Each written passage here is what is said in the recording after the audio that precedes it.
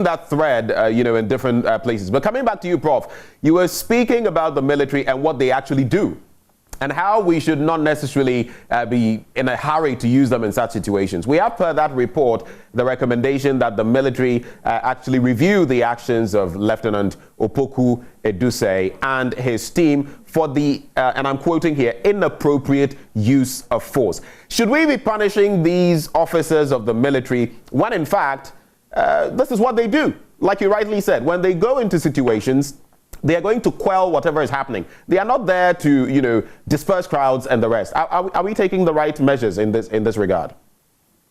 No, I think once more the military is being used as a scapegoat, actually for political failures and for political security governance decision making. When you move the military, they do not move in a COVID emergency vehicle. That decision, as Honorable Tobu is saying, circumvented and circumscribed the established protocols and structure and format of the National Security Council, trickling down to the regional level.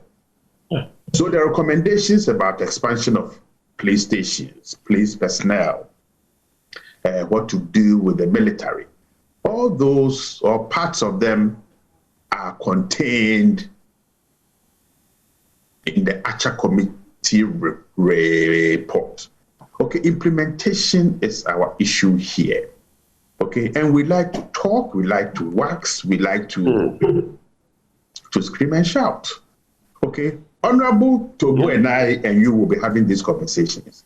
I've got to run now. I've got some students waiting, and I hate to keep them long in my office. So Honorable Tobu is in your hands, and I'm sure he will deal with all the questions. Until we implement, we will continue having these conversations, probably a few more before the next elections. Right before you take leave of us, Prof, I totally respect what you've said, but I just wanted to find out, when the victims, the two deceased, their families, they say compensation, and those injured, they've also spoken of compensation. What would be adequate compensation in a sense like this? I just want you to wrap up on that point. You can compensate for a lost life based on the incompetence and irresponsibility of people who fail to take the decision that they ought to have been taken. Right. Probably the first step in compensating those people is to make sure that those who fail in making the appropriate decisions are punished, first and foremost. That will assuage their pain. And then when you top up with some decent amount of money, pay school fees, take hospital insurance, calculate what those who have lost their lives would have gained over, say, 60 years of living, right, and top that a certain percentage of inflationary growth. Then I think you are beginning to talk. Professor Aning, it's always refreshing. This morning you've done magic for us, so to speak.